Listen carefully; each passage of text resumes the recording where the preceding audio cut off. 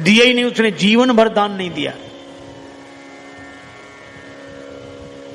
वहां से गंगा जी 12 किलोमीटर दूर थी, कभी गंगा जी नहाने नहीं गया, दान देना पड़ेगा।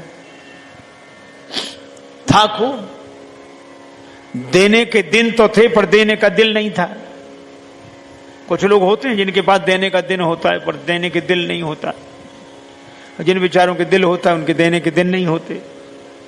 उसके पास खूब पर दान ना करे। पत्नी ने कहा कुछ तो किया करो।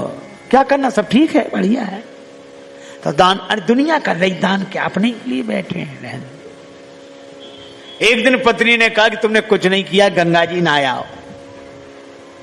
पत्नी बार बार कहती फिर बुढ़ापा आ जाएगा।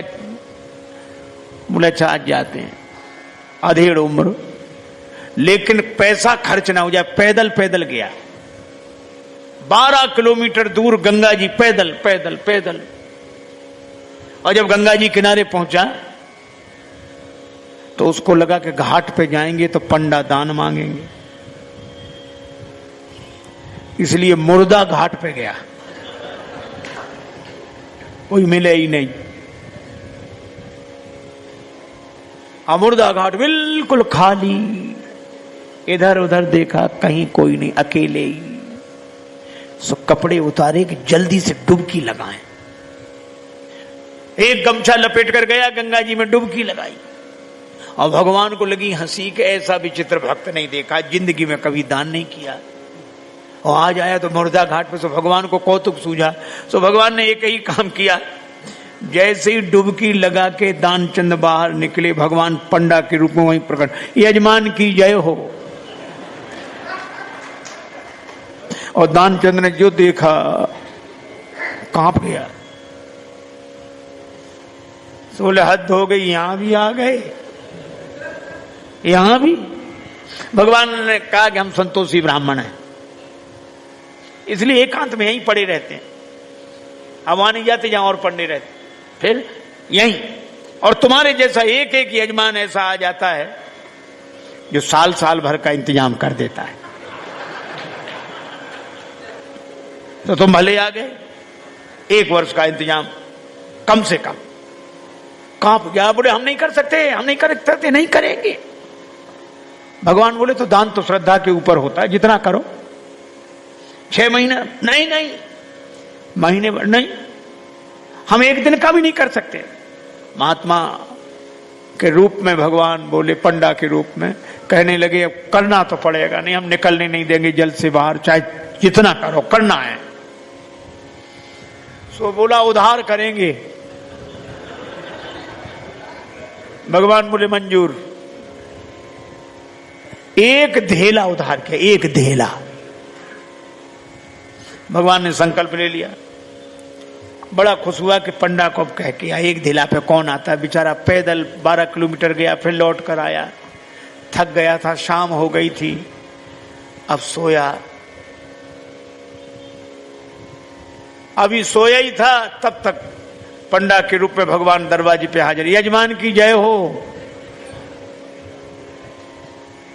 पत्नी गई, पंडा को देखकर लौटी, कौन है? पत्नी बोली किसी पंडा को कुछ देने के लिए कह आए थे। हाँ तो बोले आ गया, वो तो वहीं है, बाहर है। दानचंद बोले आ गया?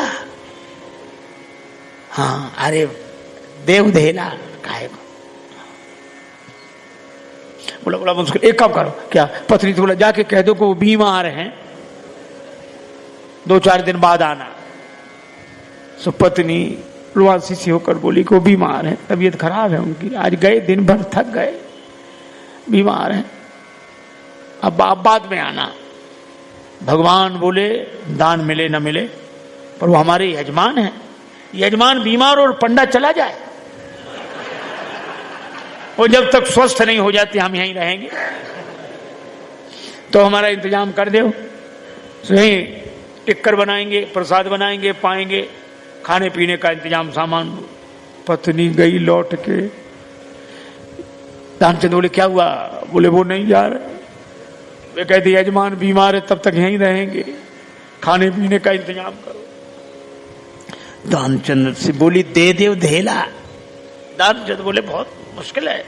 अच्छा एक काम करो, क्या उसको पुराना अभ्यास था योग का, तो सांस रोक के रह गया। पत्नी से बोला कह दो मर गए। महाराज सांस रोके पड़ा। पत्नी गई तो पत्नी ने रोकर कहा चले गए, मर गए, अब तो जाओ। पंडा बोले अरे राम राम राम राम, यजमान चला गया, जब तक उसका अंतिम संस्कार न हो जाए हम कैसे जा सकते हैं। अब भगवान बोले तुम महिला कहां भटकती फिरोगी, हम खबर कर देते हैं सबको।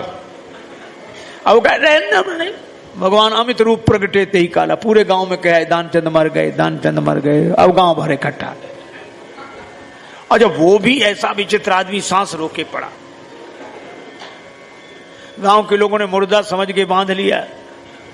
अब उसकी पत्नी सही में रोवे और रोकर कहे ये मरे नहीं हैं, ये मरे नहीं हैं। और गांव वाले कहे बहन ये तो तुम्हारा मोह है, जाने वाला तो गया। और वो कहे नहीं मरे, आज तक कई साथ था, इसलिए धीरज रखो धीरज। अब वो कहे काहे का धीरज, नहीं मरे ये।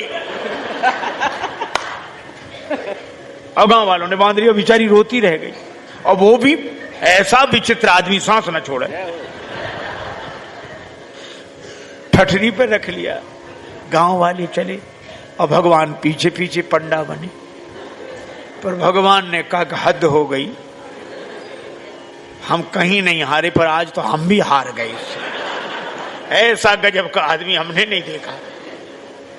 ये बिना मरे मर गया है और चला जा रहा है। जब उसे ठठरी पर रख दिया,